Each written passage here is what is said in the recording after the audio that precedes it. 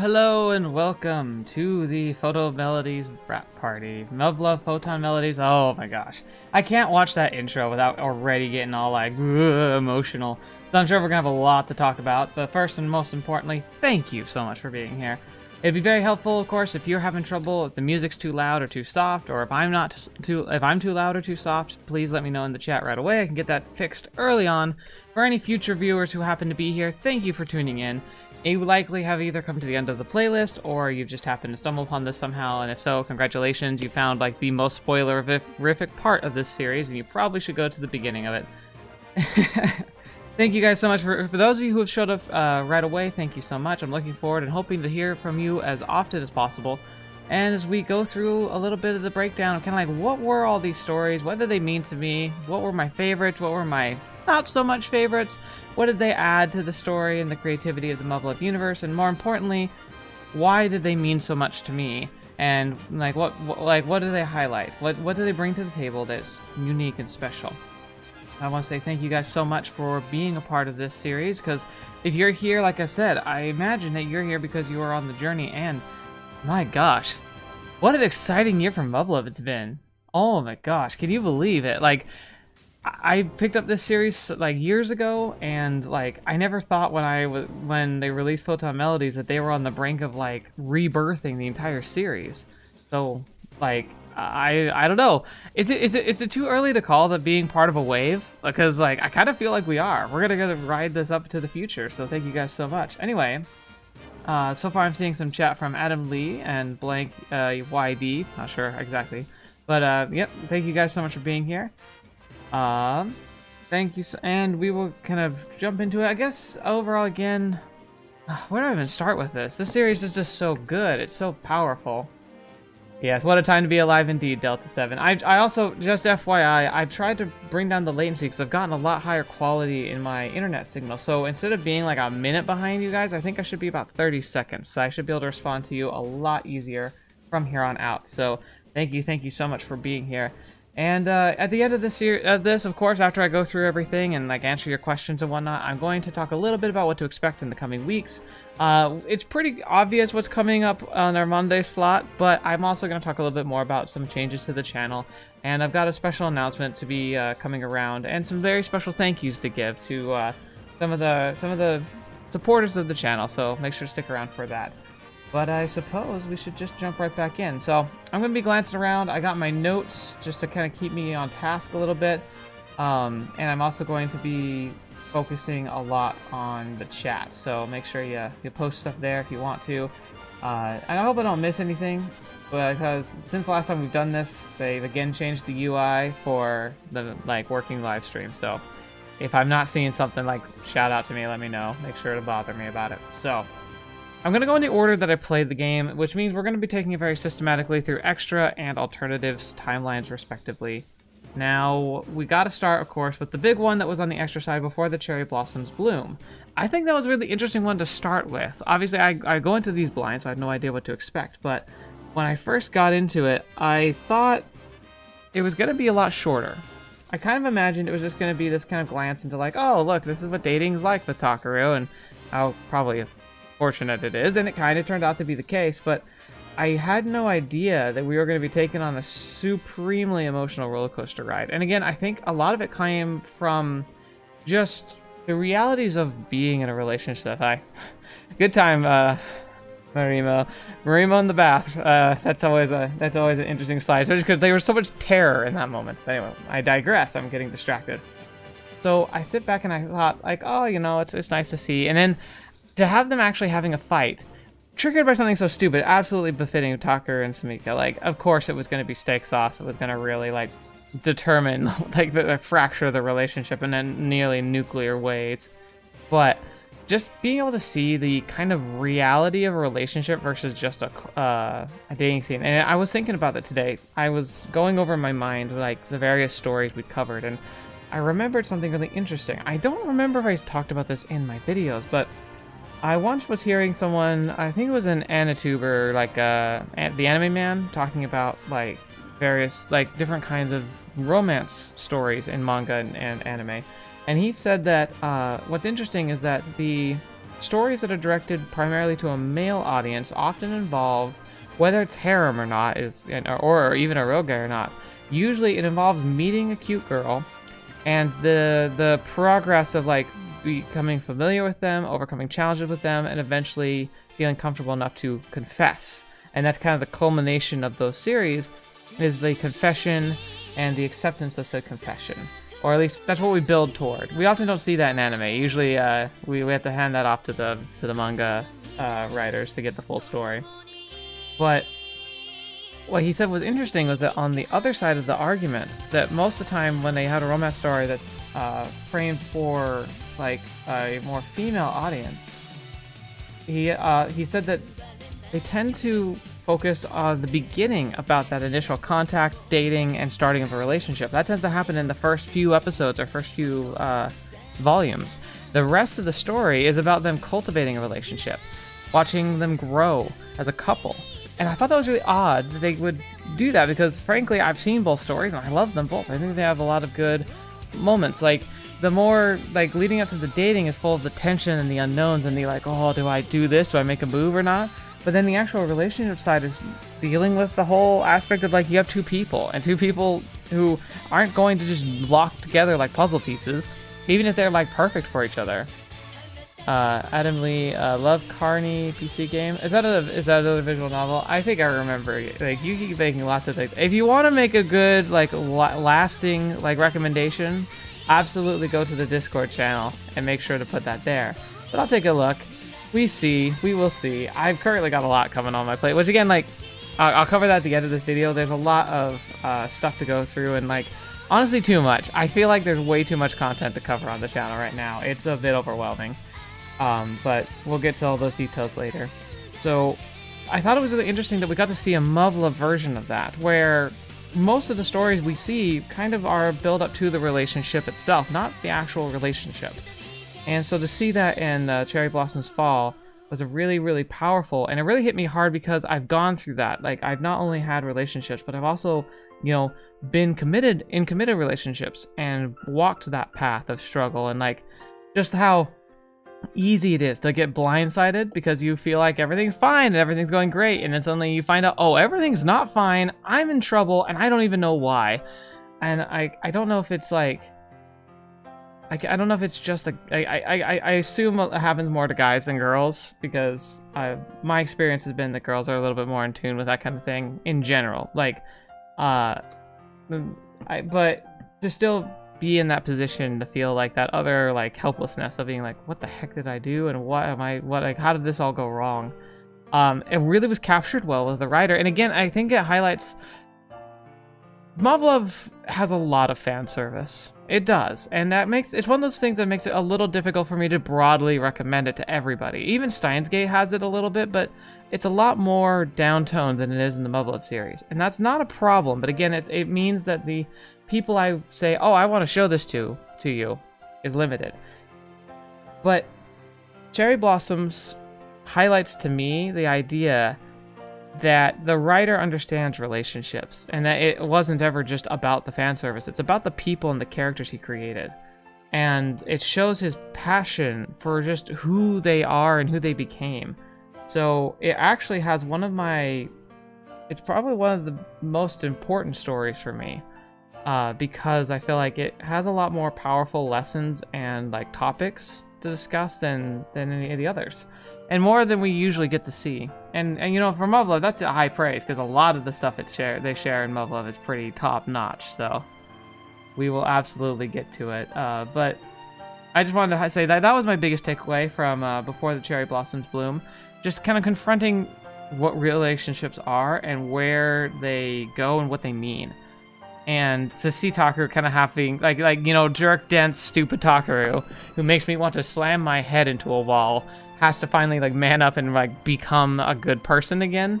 We see the great side of him in Alternative, but he kind of has to be shoved into that. And I think whilst there was quite a lot of shoving happening in the Before the Cherry Blossoms Bloom, he took that initiative to take upon himself the burden and reject the easy paths, because he understood that it wasn't just about like trying to fix the relationship with like by spending time together. It was about the effort it took to do so, and about making it a commitment of his, which is really, really, really cool. All right, so now we're going to transition to Best Friends Forever. By the way, I mismatched a lot of the music just to kind of shake things up, and I can see like we're watching like Chicken Divers cut like a picture with this music, and it's hilarious like how that doesn't match at all. But I don't mind. Anyway, so the other ones we're going to go through on the extra side, they're pretty short. There's not a whole lot to say, because honestly, they all kind of end up having very similar things to say about them. So, Best Friend Forever, the Sumika at the Pool story.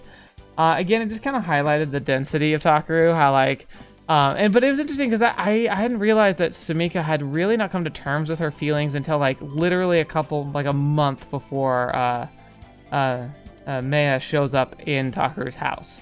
She was still not quite sure how she felt. She just kind of was like, oh yeah, we're best friends. And it was neat to see that perspective from her, whilst we also could see that there was a part of her that was very much in love with Takaru even then. Just she hadn't acknowledged it yet. And it makes me wonder like how many times that's happened. I also think it highlighted for me a lot about how like I've had people who I'd have crushes on growing up, and then the people who honestly would have been much better like choices for me, and heck, frankly, several of them who probably had feelings for me, I never paid much attention to because they were just always there. Like you always look at those like the main characters and you're like, oh, you're such an idiot. You got such a cute girl just right there, and she like obviously likes you. And it's like, it's sad how legitimately troubling it is that can actually happen in real life. By the way, Blank YD, thank you with me on that. I'm glad that we're on the same page in that stuff. Oh gosh, Adam Lee. I already did a Wild Romance. You can look that one up on my channel. I had a blast making that on April Fool's Day a couple of days ago. And then Nekopara. I don't know, man. Nekopara is not really quite my scene. If you want a good Nekopara playthrough, actually, there's a great channel I would recommend. Frankly, is JoJo Has Fun. Supremely hilarious channel. Very, very good, and they've been doing a Nekopara 1 playthrough. If they get enough support on it, though, they might go through the others. So, like, Adam, you really might like them a lot. I highly recommend you check them out. Delta 7, you don't remember your teenage years? I mean, I like to think I do, but, like, if you asked me, like, a lot of details, I probably wouldn't. All I remember is just me being dumb. Alright, let's see. So, so Best Friends Forever did that. Never Judge a Book. That was a class rep one. That was really fun because God, the music all got jammy now. Class rep is one of the characters that, like, on the surface really does not come across properly. A lot of people get annoyed by her, and I remember in my first playthrough, I found her really obnoxious, which is interesting because normally I'm all for the Brainiac characters. Maybe not, they're not maybe always my favorite, but I always think they're pretty nice, and like they're usually like up there in my top 3 or something. But she never quite made it there until I got to her ending her path. I still found her far more frustrating than most of the other characters, but she also was the most human, if that makes any sense. Yeah. This, alright, like, dumbness comes with the territory? Yeah, it does. Relationships make everyone dumb. I don't care how smart you think you are, everyone's stupid. So Class Rep was always a character who kind of rubbed me the wrong way, but like when a push came to shove, when you get to the end of her stories, both in Extra and in Never Judge a Book, she is probably the most human of the characters. Everyone is still like, whilst there's so much humanity in all the characters written by the creators of Muv-Luv, there's always still that anime-esque and manga-esque feel to them, you know? They're still characters. They are hyperbole, they got trends, they got like, they follow tropes. There's something artificial about them no matter what you do.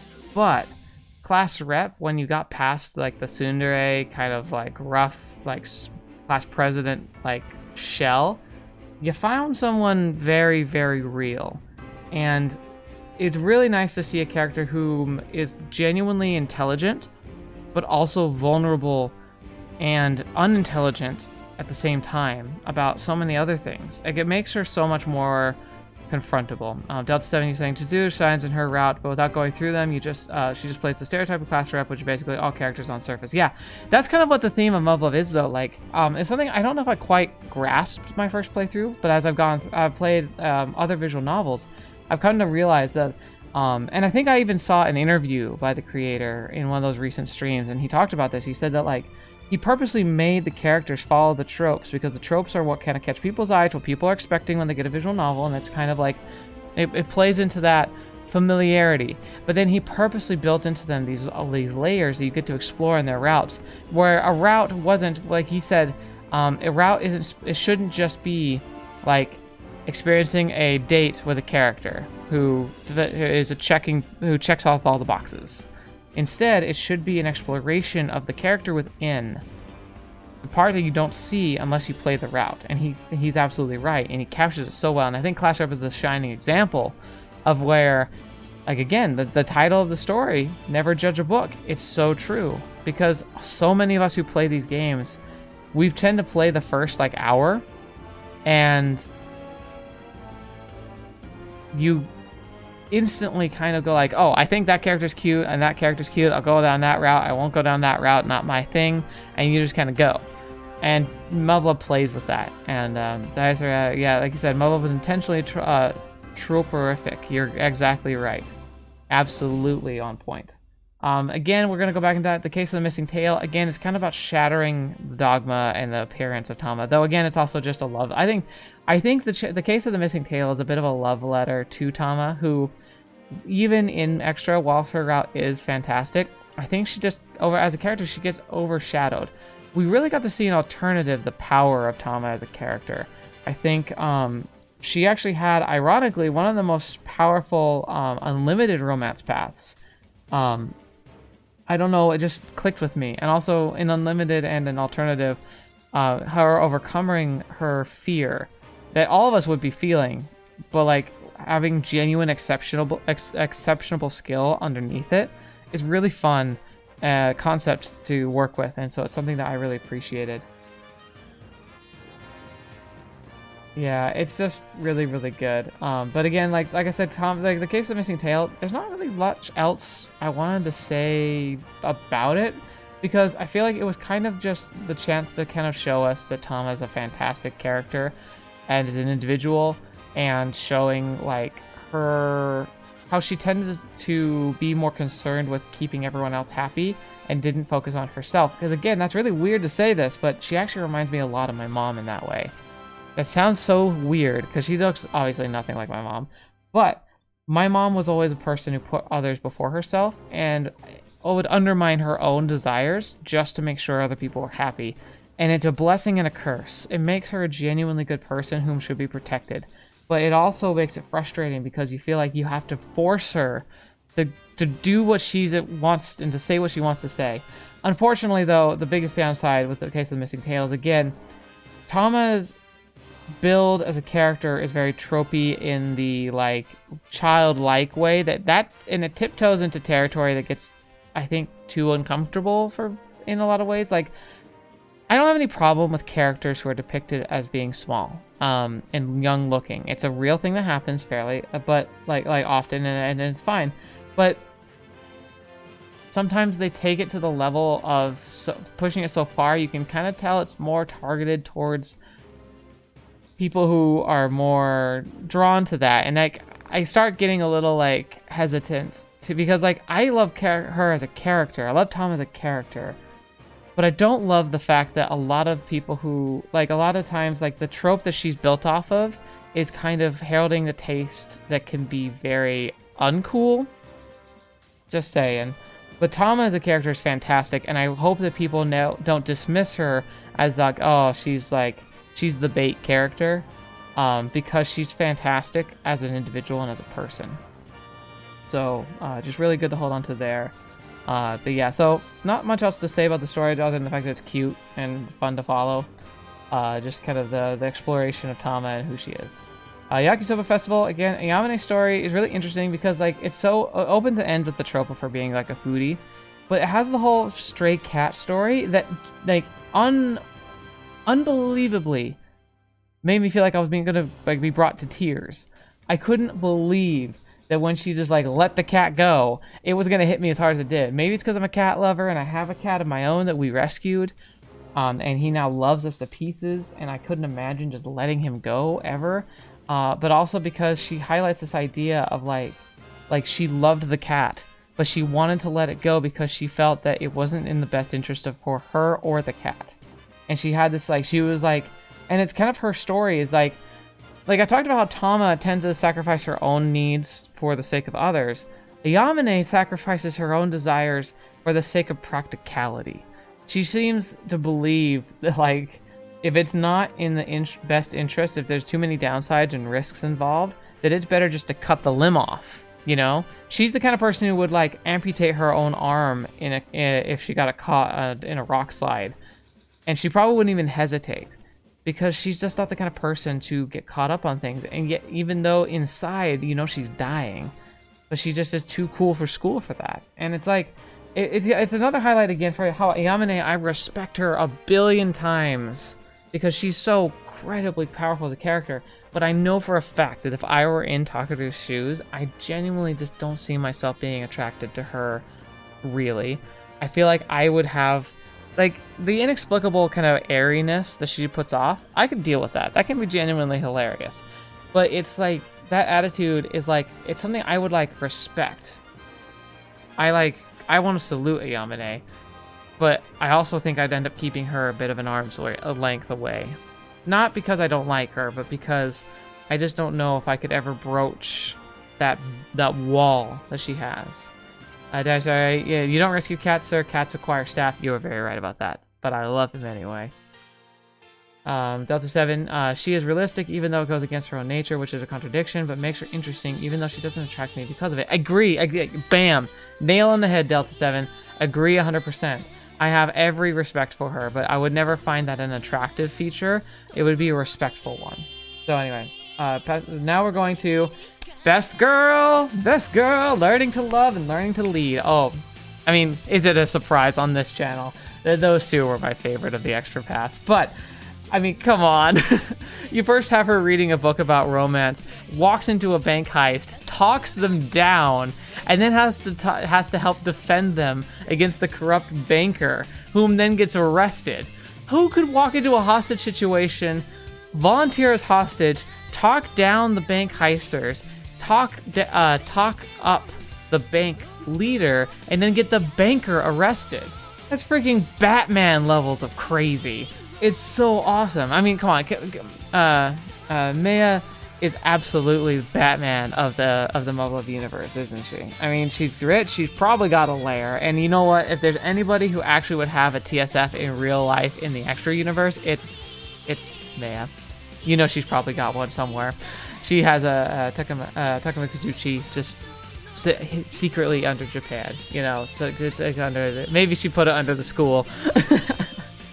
That would be amazing. But yeah, and then like learning to lead, definitely heavy on the fan service, which I mean I had to appreciate. It was fun, but I also thought it was really neat to be able to to be able to like to see her really shine and like kind of see that path that she walked to becoming not just a warrior, but like somebody who, like, what led her to making the choices that she makes throughout the storyline. And it's like, with a background like hers, you can totally understand why she's so like just pig-headed sometimes. I mean, you can't blame her. She's lived a very sheltered, very crazy life, but like it sometimes still came off as odd at just how little she understood the world. She was literally up on a mountain for years training with the sword. I mean, you can't expect her to understand like a lot of like the ins and outs of social like etiquette and like modern technology, because I mean so much stuff like changes in just like the years she probably went up on the mountain. Takuma Kazuchi under the school, something on a JRPG, I know. Ooh. What is that?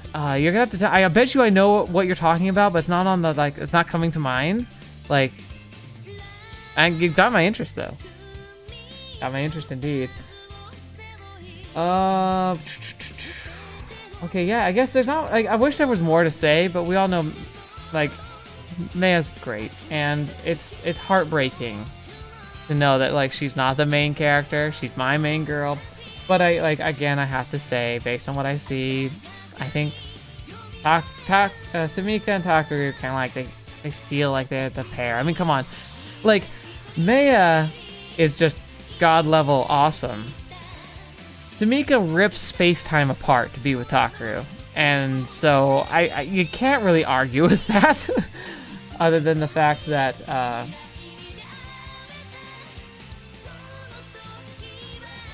you just gotta accept it, but you also have to accept that Meia's best girl. Alright, Delta 7, funniest part is that the weird way she perceives love is because of Tsukuyomi. The story just adds value to the Muv-Luv Universe. Oh yeah, that's the thing about these short stories. Okay, before I go any farther, these stories, they kind of make sense that they're not part of the main narrative, because the main narrative needs to be focused and tight and like presentable for us, because it's already 50 hours long. It's hard to get somebody who's not just 100% invested in visual novels to just jump into something like that. So you need to make sure the story just is concise, but it's so clear that all these ideas were built up and shown and written well before the rest of it. And so like it's really neat to pull these things, that all these stories, like it's not that they're fluff, they actually add stuff for character building and development. And we also got to remember too, a lot of these short stories probably came out before like Alternative did. Maybe because like Extra and Alternative and Unlimited came out kind of as a pair, and secretly too, which is kind of fun, that they had a second game like hidden in the first game. Could you imagine when that first came out, like discovering that, like how much that would have blown your mind? But between like Unlimited and Extra and Alternative, all these short stories probably were released, and so like it was really about like emphasizing and bringing out the scope of the characters. Could you imagine like how much Alternative would have hit you like a ton of bricks if you'd also played all these like most of these short stories, like especially from the Extra side of the things, before you played Alternative? Like, oh my gosh, that'd be amazing. So Alexander Jesseralt, Rhythm of War thoughts. You know what's kind of funny about that? I haven't read it yet. I've been reading the short story, and you know how I've said before, like, I don't have a lot of time? Almost all my free time is taken up with doing YouTube stuff, and lately Christmas. So I haven't read Rhythm of War yet. I haven't even started it. I have it on my phone ready to go, but I wanted to read the short story that he published like a couple weeks before. And since it's on my Kindle, I have to read that when I have time to sit and read, which is like almost never. So even though it's a really short book, it's taking me forever. But I'm gonna get to it, I promise. Rhythm of War are coming out, and I'm probably gonna even do another like things you might have missed in Rhythm of War. I had these are, by the way, it's off topic. Someone's asked a question. This is about my novel covered videos, my lore videos. I don't do them as much anymore just because they take a lot to make, and there's just I'm trying to figure out what I want to cover next in them. But Yeah, I'm a very big Brandon Sanderson fan, if you hadn't already known. I mentioned it a lot, but yeah, so I sidetracked to answer that. But it's a good time to sidetrack too, because we are now going to be moving to the alternative side of the stories. So, oh gosh, now here comes the tears and the heartfelts and, you know, the heart-wrenchings. Atonement. Alright, so, I've grown up, in a very religious household. I still consider myself religious, but I'm also a realist, so let me just stop there and say that's pretty much all I'm going to say on that matter, except for the fact that I learned a lot about the word atonement growing up. And like, if you break it apart, it's actually like, in English, it's atonement, if you like break it apart. And it's about like the definition of an atonement. Not religious, like just in general. Atonement is about like, standing in as a representative of those who cannot stand for themselves. So one who takes the blame, one who takes the fall, one who takes the burden upon their shoulders for those who could not. That's really what what an atonement is, or atoning. You know, an atoning is about like making up for mistakes that are made. Atonement can mean not only making up for your mistakes, but for the mistakes of others. And so that name is so befitting for Marimo's backstory. Oh my gosh, that's... I don't think anyone can really comprehend how hard that would be. To the point where, like, I've actually got a very powerful idea of a story, of a video I want to make in the future. Because not as many people will watch this, I think I'm going to go ahead and tell you guys, like, it's content I want to make, but I just don't have the means to make it right now. First of all, we need this pandemic to end. And second of all, I also just need to have a... I need to have some resources and time. Desiree, a scapegoat to an effect. You're absolutely right. Actually, I'm going to come back to scapegoat real quick, but this idea I have, I want to make videos where the theme of it, I want to make content where the theme of it is I bring some highlights from some of these more powerful visual novel stories I've come across. To somebody who's never even heard of visual novels, but who's a specialist in some way, presenting them to them and kind of hearing their thoughts. And I absolutely think it would be really interesting to take some highlights from Alternative, Atonement, Confessions, and Inheritance, and kind of have like an interview with a few people who serve in things like the military, who have actively served, who are veterans. Veterans maybe of modern conflicts, maybe veterans of like World War II or the Korean War, if I could manage it. Let them like read and listen to like the stories they share and kind of ask them like, what do you think? Like, does this capture how you feel or what you've witnessed? What would you add to this? Or where do you think this falls short? And just see what they say. It'd be kind of like a reaction series, but more about but not a reaction of just like, oh, I'm reacting to what's happening, but more of like, I don't understand what it's like being a soldier, but these stories make me feel like I kind of get it a bit, but I'd really love to see what they actually thought, you know? And they don't have to read everything. It'd be a bit spoilerific for them, but like the idea would be like, I don't know if they'd ever come across it otherwise. And then, you know, a part of the gift of like doing it, I'd love to give them a copy of it on like Steam or something. To be like, yeah, this may not be something you'd be interested in, but based on what you've seen, I'd highly recommend reading the story for yourself. So that's kind of my idea for that, but I just don't have the means for that yet. Hopefully it can be something I can do in the future. And yeah, like, it's definitely dicey, because it'd have to be something I'd have to like work out, like, and make sure everyone would be okay with it. But like, yeah, it's one of those things that's like, it's a great idea, but it's also like, it's got to be handled with care. And again, that's why I'm not ready to do it yet. I got to make sure my ducks are in a row. And to be, in effect, like, when I had that idea and realized, like, I really want to make it happen, that was really kind of the beginning of, like, all right, I need to make Patreon a thing. Because if I'm going to be able to make something like that, I'm going to need to have, like, I need this to become less than just, like a hobby I cram into, like, my free time. And so, like, it's a kind of a goal to work for. But anyway, like, it'd be really crazy. And like, and there's other ones too. Like, I'd also want to talk about like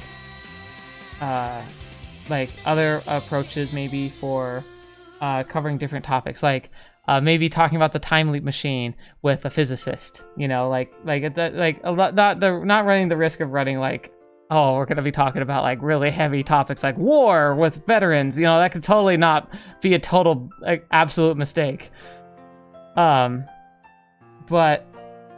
you know, like it's the same theme, the same premise of like showing what these stories have in them that's just so great that the world just doesn't seem to get the chance to see because, I don't know, taboo, very small, very unknown genre of storytelling. So anyway, yeah, I know it's very much something that would have to be done very, very, very, very carefully and done right. And again, that's why it's not something I can do right now, but it's something I'd like to do because I guess the reason why I even think I can even approach this too is because like I don't know what it's like being a soldier, but my grandpa and I talked a lot. He was a Korean veteran, and he had some horror stories, and he saw a lot of stuff. And I'm not going to get into that really in depth, obviously, but I feel like that those stories shouldn't just not be talked about, but there's a way to do it right, and that would be something I'd really like to try and do.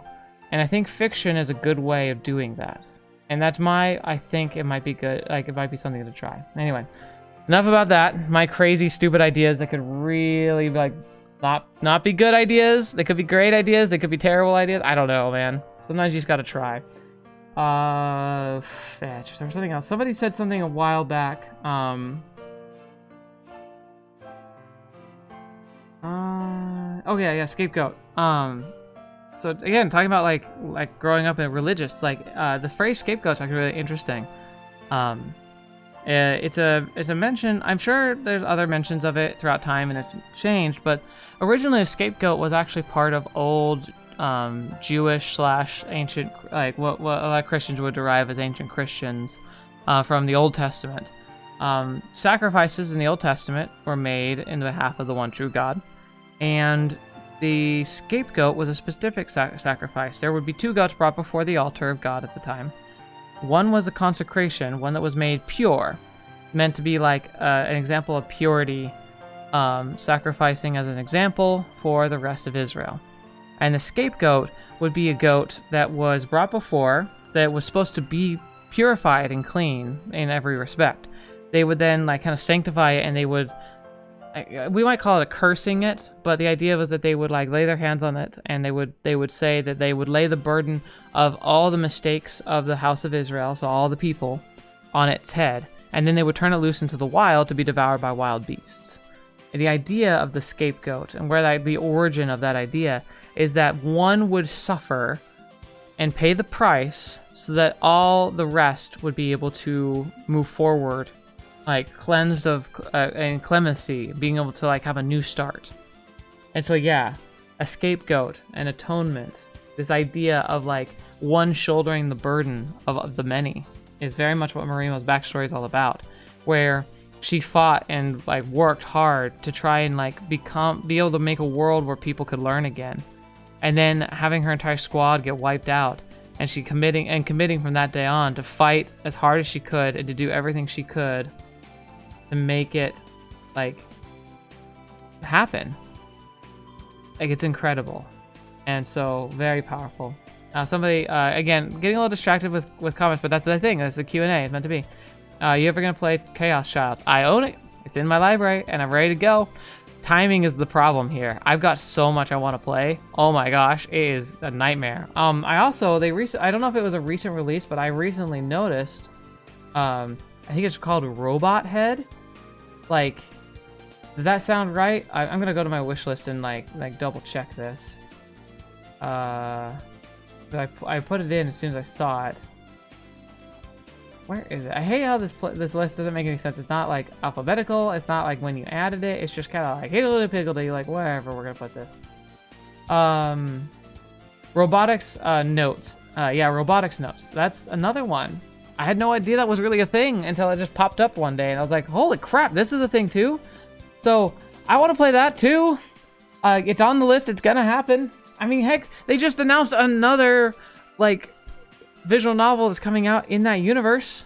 Like, we're gonna play that. I want to play that, but like, fetch. There's so much. Like, okay, what do we got on our plate right now? I got the House of Fata Morgana. I gotta catch up with that because there's the second like kind of like backstory. But like, we've been doing so many backstories. Like, I almost feel like I have to like keep waiting for that one. Higurashi and is another one we gotta do. We also gotta do Umineko, which is Higurashi again, just another one. Oh, real quick, you're saying I need to remember to patch robotics notes. Can you clarify as to why? That's interesting. I haven't heard anyone say that yet, so it'd be good to know. But, so I got all these things that are going on. It's just like, oh man, like, I got all that. And then we have Tales of Grishka, Danganronpa. I want to play those really, really bad. And that Game Grumps started playing that recently. I was like, dang, I'd love to play that now. Because, like, there could be people, because I don't know if the Game Grumps, like, they're going to take a while to do that. And Adamly, I'm seeing all your comments, by the way. It's like, yes, I like, there's, like, all your games are also, like, they're there on the list and everything. Anyway, so we have this, like, it's kind of a nightmare situation where, like, I'd love to be able to do Danganronpa because, like, they're gonna go slower, and I doubt they're gonna do the sequels. If they do, it's gonna take them a while. It'd be nice to be able to be like, well, like, hey, like, here's an option. Like, I played Danganronpa. Like, if you guys want to watch that, that's awesome. Oh, okay. So Metromania, it has an untranslated map. Gotcha. So I'll make sure to look for that. And then, okay, here's another quick quest. Thank you, guys. That's why I do these live, right? They're not supposed to be super, like, tight. Like, if I wanted to make this really, really streamlined, I'd make it an essay video, not a live stream. So you're saying, Jump Vision always be sweet to see you take a crack at the Legend of Heroes JRPG series. Okay. Yeah. Once I finish Persona 5, I'm going to be open to trying, like, a kind of sporadic series like Persona 5. Just because those things are a lot harder to edit down, and so they take more time, and I can't commit to them every week just because I just don't know if I have that flexibility right now. But yeah, Trails in the Sky, Trails in the Sky Zero, like I saw a little bit of Trails in the Sky, and that series looks really good too. Any games you want to recommend, you can put them on my Discord page, especially, like, you can put in VM recommendations, just if it's JRPG, just highlight that. But that's a place where it's archived. Like, I can go back and look at it, and I kind of have running, like, lists that I produce based on the posts that are there. So if you want a recommendation to stick, put it on go join the Discord. There should be a link in the description if you haven't joined yet. But go and post it in VN recommendations on the Discord channel, and that should make it so that it sticks around for a while. So, but again, like, JRPGs, like, you think visual novels take a while. Fetch, man. JRPGs take so long. And then I have to edit out a lot of the grindiness, too. So, like, that's the biggest hurdle for Personas. Like, when I had to do Mementos, like, I'll record, like, 5 hours, and you guys see, like, 1 hour of it. And that's fine. Like, I don't mind that. But it's one of those things that it makes it like, I can't do that full-time at all. Like, I just don't have that means. But, okay. Like, sorry. Metromania, like, yeah, there's a lot going on. So, again, so distracted off track. All right, we're going to bring it back. We're bringing it back because we got some more TSFs to talk about. Because a lot of good things to do here. So, Rain Dancers. That was cute. Rain Dancers was just adorable. It was nice seeing a story that wasn't so doom and gloom. And it was more of like, yeah, like, things are going pretty well. And like the trying out the new Typhoons. Those were pretty awesome. Typhoons were really good. That story was very, very shallow in the sense that they just kind of, it was very surface level, but that didn't make it bad. It just meant that there wasn't a whole lot to say about it other than the fact that it's really cool. And I'm interested to play, like, is it like, it's the one that has the anime, right? The Muv-Luv, Zero Dawn. I don't know why I'm saying Zero Dawn, but like, she's related to the main character of the visual novel, that takes place like in Alaska. So, like, I definitely look forward to playing that someday. And, like, I'll have to remember Rain Dancer. Maybe I'll go back and review it. Okay, so let me go to some of these comments. Because, see, I know about the translation of Roblox RN was kind of iffy. It'd be better if you checked out yourself. The Steam version launched without more support. No mouse support. Are you serious? No mouse support on Steam? That's stupid. The Trail series, yeah, slow. Yeah, I know for a fact the Trail series, like, I would probably have to edit so much of that. And like I said, I don't mind the editing part of it. I don't mind the playing and editing, recording. Like, it's not like that's hard. It's time that it takes time to do it decently. I could, like, streamline it, but then like I'm gonna miss stuff or make mistakes, and I don't want to upload just like all of that content. That'd be boring to have 6 hours of mostly nothing. Anyway, so Lucas, welcome to the live chat. Got it live. It's been crazy behind the series. Want to say I haven't forgotten. Crafts and fish, Photonflowers. You should catch up base out. Oh yeah, don't worry, man. You need to catch up to the alternative side of it too. By the way, holy crap. Oh wait, interesting. If Rain Dancer was written by a fan, that would be really interesting. But it's effectively canonized now, so even if it was, like, it doesn't matter. Yeah, Total Eclipse. Thank you, Delta 7. Total Eclipse is the one that that Rain Dancers is linked to, which is really cool. Now we go to Confessions. Confessions. Oh. Hey, Takavia's up here. Takavia, I have some moments with her. I had some moments where I like her a lot, and I really kind of ship her with Asumi. Like, come on. I mean, Asumi was battling with her sisters over a guy. I mean, she could actually have a relationship with Takavia, but obviously that wasn't meant to be. That story was really intense, and that twist, the accident, oh my gosh, it like floored me. It absolutely brought me to just the lowest of the low, like watching like just everything fall apart around her.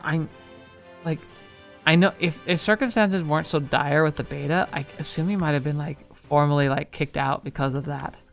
Like, because she was right, there is a level of responsibility. Like, even if there was nothing that she could have done directly, a leader has to take responsibility for the choices of those whom they are supervising. And so it's like, I couldn't even imagine that. And like knowing that was weighing on her shoulders in her final moments, and watching those final moments again, like especially with the context there, but like seeing the same dialogue from the other side, holy crap. I mean, that was one of the most impactful moments of like Alternative. And Alternative is like being hit by a train, but that train car in particular was really, really heavy. And so like, and I got hit by it again. Like, I'm pretty sure like I was crying. I can't even remember exactly, but like, man, it was just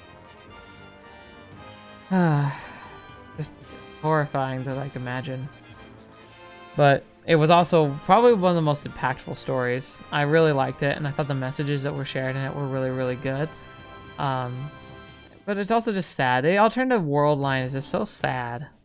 There's so much like that we probably take for granted, like having the right to want to have like proper treatment of people, have the right to be able to have free speech, to see that like out of necessity those things had to be sacrificed, but like I kind of being on board with that, which is terrifying to imagine, but like it's hard to deny. But yeah. Anyway, catching up with chat again. J called 11. The group patches are for RN, Science Advanced ETC is called Cause, Committee of Zero. Okay. That sounds good. I'll have to make sure to look into that. Hopefully when I announce like I'm actually going to be jumping into that, like when the time comes, like I'll make sure to remember, and I'm sure you guys will be there to remind me. So Delta 7, you think Confessions was the DLC to Kimi Ida? Man, they don't play around with ages, of course. No, they don't. They're like, if we're going to publish this, we're going to make you like either like so happy you want to like jump for joy, or want to rip your own heart out of your chest because it hurts too much. I used to tell my grunts that we don't need dead heroes. Yeah, no. Bitch. And then Great Confessions at the same time with my Let's Play, and it was really something else. Really a great story. Yeah, that must be kind of cool, like being able to read it in tandem. Like, that's neat. I'm glad you got to do that. That's really cool. That's not that's pretty rare, because a lot of times, like, I'm the one catching onto these like new to the series, and you guys are kind of coming to see what my thoughts are. But it's neat to be able to see that kind of parallelism. But yeah, Confessions was like, Atonement made me sad and emotional, and I had to like think about that one, like at the end of some of those episodes. Like I had to like walk away and like just kind of ponder. Confessions made me have made me had a couple emotional breakdowns. Like I was like, I remember one time I came from a recording, and like I tend to record late at night, right? So I went back to bed, and my wife was there, and she turns over to me and she's like, "Are you okay?" And I was like, "I'm not." And I couldn't really explain it to her, but like I kind of got like a summary out, and I was just like, I just need to like digest this for a little while. And she's like, I totally get that, and like just gave me hugs and all that. But like, just like to know that like I can't just walk away from these games, and that's kind of what, I don't know, that's me for me. Like that's one thing I feel like it's not gonna make me unique, but it's one of the things I think I do that a lot of channels don't. Like, I can't make you guys laugh. I'm not funny. I'm not like RT Games. I'm not Spiffing Brit. These are people I look up to and respect and like want to emulate, like as in like be like them. But like what I can bring to the table is genuineness and the fact that like you're getting a genuine real reaction from me because I'm just an emotional person and I express those emotions very clearly. And I'm glad that that's something that you can relate with me on, because it's what I think I can bring to the table that makes it so that it's like worth being around for. So yeah, anyway, yeah, you're getting a little ahead of me with Inheritance. We'll get to there in just a second. First we gotta talk about like the gem that was Chicken Divers. Chicken Divers was it was an alternative story I didn't know I needed. It was still intense and crazy and really sad at the end, but like, oh, what a cool cut of the universe. And like I said in that video, you guys recommended there's another one in Melodies that might be better to like show to my friend who's like never seen or he's never done visual novels, and I know he'd probably like Muv-Luv, but like getting him to like want to try it is another thing entirely, because I think I bought it for him already as a present and he hasn't read it yet. It's like Chicken Divers, like it's just so gnarly, and I think a big part of it too is like I'm a space buff. Like I love sci-fi, but I love just space in general. Like, oh my gosh, like I'm such a nerd for NASA's space program.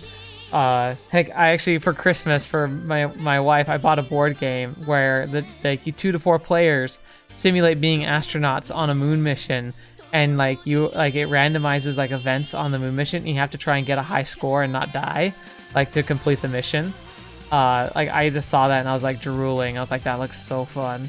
So yeah, no, like I'm always a sucker for space, and imagining dropping from orbit. Like I want to go to space someday. That's something like ultimate dream that'll never happen.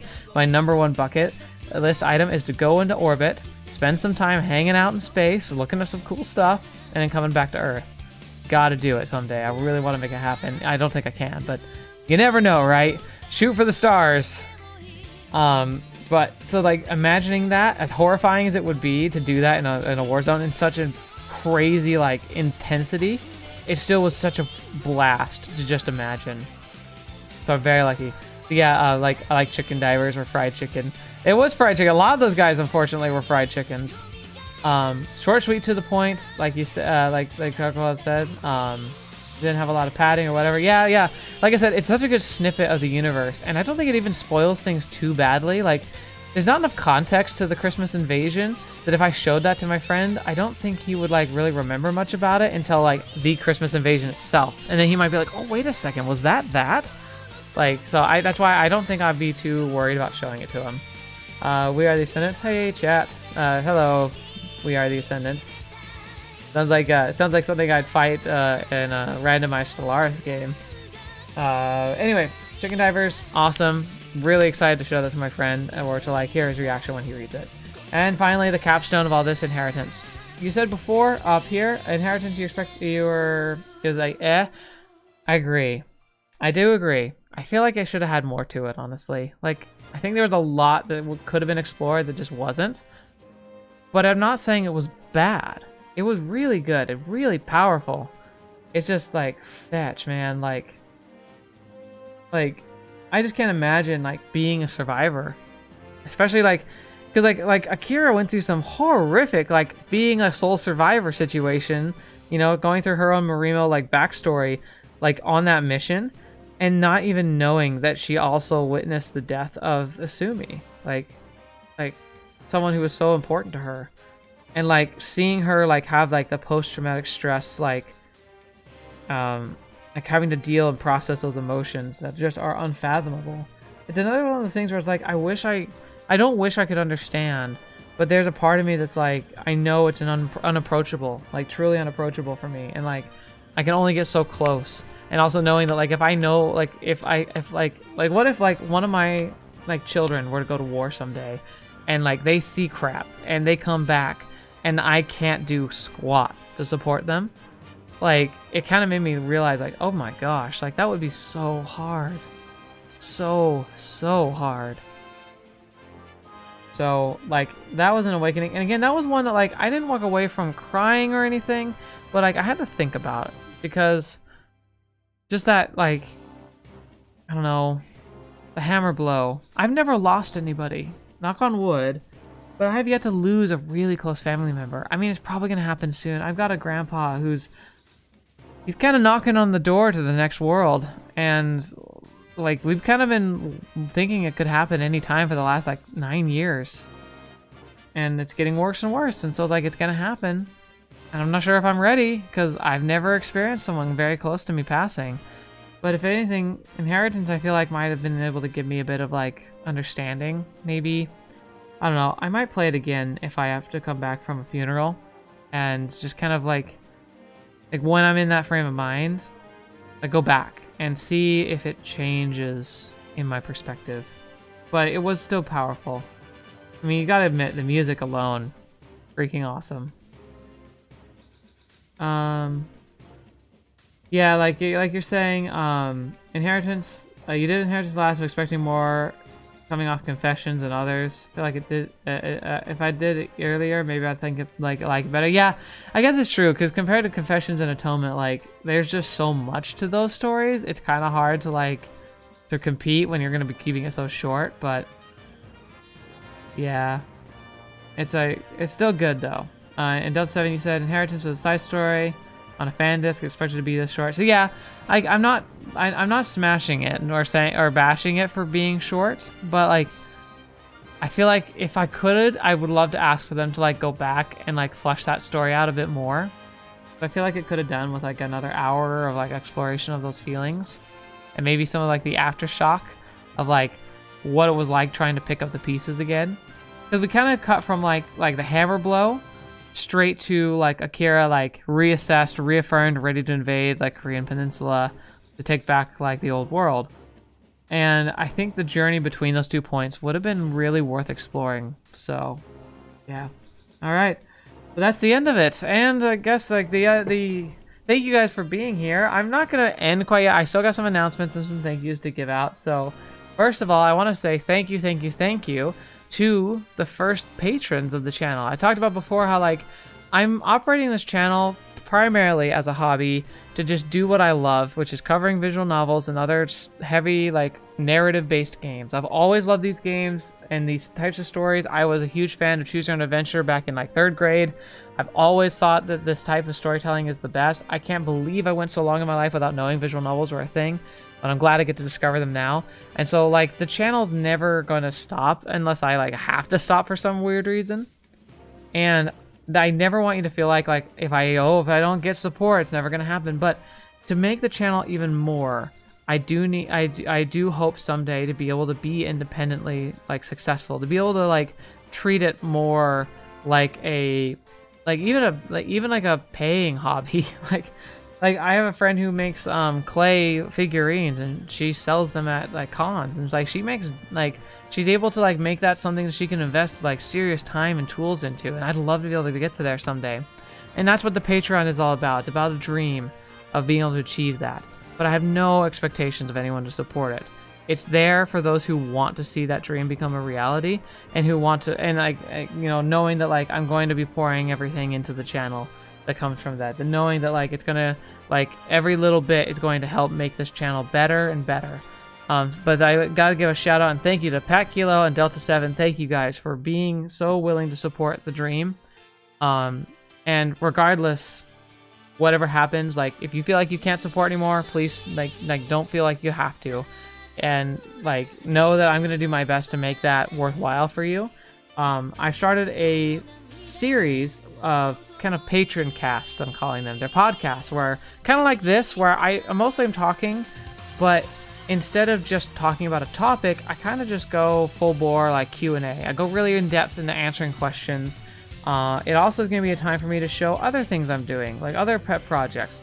I recently have been getting into Magic the Gathering and like war tabletop games where you can, like, work the models. I used to be a Warhammer 40k fan, still kind of am. But I've recently been pulled into Age of Sigmar by a couple friends of mine, and I've decided to go into the painting side of it. because painting is something I can do during the day, in little bits and pieces. And so I've been starting to work on that. Like, it's super slow because I have like very little time, but like unlike a recording session where I need to have like quiet, I can paint with distractions going on. So it's something I can do in the day, and it's I'd love to show you guys stuff like that. I also talk about anime and talk about like future ideas for the channel and things that I want to take and kind of getting back and forth with that. So if you ever want to do that kind of stuff, but on the more like intensive side, like that's something you get access to. And if you're ever a patron, even if you're ever a patron for just 1 month, you'll get access to the Patreon cast for the rest of your life. All you have to do is save the playlist, which you get a link to when you become a patron, and every time you get an update, you'll be able to be a part of that. So like, it's one of those things where like, even if you shared $1 with the channel for a month, you'll never not be able to see those updates. So I highly recommend you consider that, just because it's something that's really fun. And to give everyone a bit of a taste, I'm going to formally announce that for Christmas, as kind of a channel Christmas present, I'm going to actually publicly post the next patron cast. I'm still going to do just Q&A with people who are the patrons, so I'm going to only answer those specific questions, and I'm going to like talk about the topics that like I want to cover in that are more like talking about like how I do the channel, why I do the channel. And like it's good. A lot of it's going to probably have a lot with anime because the anime season is going to be wrapped up, and I have a lot to talk about in that regard. I don't get to talk about in videos. So if that's something that's of interest to you, keep in mind you will have access to that one. Kind of give you an idea of what you can expect if you ever decided to become a patron. But again, 100% do not feel like you have to, or that I have any expectation of you doing that. The fact that you're here is way more important than anything else. So just wanted to say that that's what's going on. And again, thank you, Pat Kilo Delta 7, for being there and being supportive of the channel. Obviously, next Monday we'll be starting our first episode of the fresh and not so new. We've known it's been coming for months and months, and it's already downloaded and ready to go. I can hit play now and start live if I wanted to. Photonmelodies, which is going to have Altered Fable. That's pretty much what Photonmelodies is. It'll have some other short stories, but from what I understand, that's really going to be the bread and butter. From what people have said, and based on like the way I'm gonna have to take a look at it. Like, I haven't even opened the game yet, so it's gonna be like we're gonna have to see. But I do plan. I'm probably gonna do Altered Fable first, just because we've done a lot of short stories. Let's sink our teeth in, and we'll see. Wonder what route we're gonna go down. I might do 2 just because of that. Like, we know which one I'm gonna go down, but like I should do another one too. Actually, no, we don't know which one I'm gonna go down, because technically we have Maya, but we also have her sister. Oh, and she's good too. Oh man, yeah. So we'll have to see what you guys think about that. We'll have to jump in and just go for it. And then of course, the other short stories that we're gonna cover in there, we'll be going through. And then like the crazy thing is like Muv-Luv's been a kind of cornerstone for this channel. I think it was the series that got me like kind of on a roll. I was pretty small, and I've only covered a few things before I started Muv-Luv, and Muv-Luv has become a titan on the channel, and it's always going to be special for me. And so I'm very predisposed to wanting to cover it. And the fact that we're getting more Muv-Luv, like not just like the things that are being translated fresh and kind of new like this year. Like heck, Melodies came out this year. That's crazy. But they have new stuff that's coming out, and it sounds like they're going to be trying to publish it with a translation into English like on release. That's so incredible and awesome, and I can't wait for it, and I want to do it. Like another bucket item. It's like when this whole like pandemic is settled down, I do plan to make a trip to Japan. Wouldn't it be awesome if I were able to like go and like, I don't know, like I'd love to be able to visit and like, I don't know, maybe like pay my respects at least to like the team and the group in Japan. Obviously, I'm not gonna like just randomly show up in their offices or anything, but like it'd be fun to like, I plan to go and look at some of the like places that you see in the game, like the tree on top of the hill in Yokohama. I want to visit that. I want to go visit the pier where like you always end up taking like the girls on dates. Just kind of like be there, and I plan on doing some content kind of showing you like what I think of it when I go there. But one of my dreams would be someday when I can go to Japan, being able to like maybe meet up with and shake the hands of like the people who make these games and just tell them how much like it means to me, and like how kind of life-changing their stories are. So like I'd love to be able to do that someday. Oh yeah, and we also can't forget Muv-Luv Anime. I hope that's gonna be okay. Like, I want it to be good. The trailer looked cool, but I also am really skeptical that they can cover in like even 24 episodes that they managed to make us like a kind of like a large season. Like, if they did 24 episodes, I don't know if you could cover an alternative properly, you know, in 24 seasons. Like, I just don't know if they can do it, so I'm terrified that they're not going to be able to deliver it. Kind of like Total Eclipse, like you were saying before, like Total Eclipse was a good game, not so great an anime. Well, to be fair, the first 2 episodes of the anime are fantastic, but it does really go downhill from there. And I didn't even watch this, so I was like, I watched like the first 2, and then I watched the next one. I was like, you know what, I'm already kind of not feeling it, and I want to play the visual novel, so I'm going to stop here and not spoil anything. So don't worry, we'll do that. Delta 7 asked him to pay the bills of your therapist. Yeah. I don't know though. I would worry that like a joke would not translate very well. So like that could be a bit of a disaster. So regardless, anyway, I hope someday to make that be able to tell them how grateful I am. I also want to talk. I'd love to talk to the creators of like Steins Gate and tell them just how amazing their stories are, and also too like.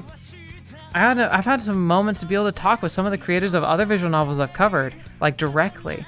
I'm pretty close to Fruitback Factory. They've been really supportive of the channel for a while now. I'd love to go say hi to them.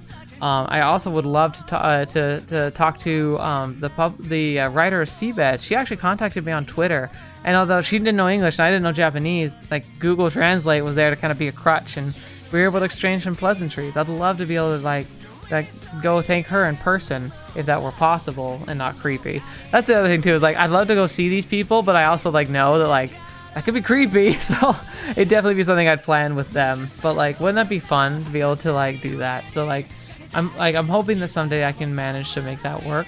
But again, that'll be a whole another basket of eggs. I'm just talking dreams now, but I'm also getting tired and kind of delirious, so I probably gotta wrap up here. But thank you guys so much for being here. Thank you so much for your fantastic support. To those of you who are listening to this in the future, found this in the playlist, wow, thank you for being here so long. I appreciate that. And for those of you who are listening live, thank you so much for being a part of this. You are the best part of this channel, because like I cover this stuff because I love it.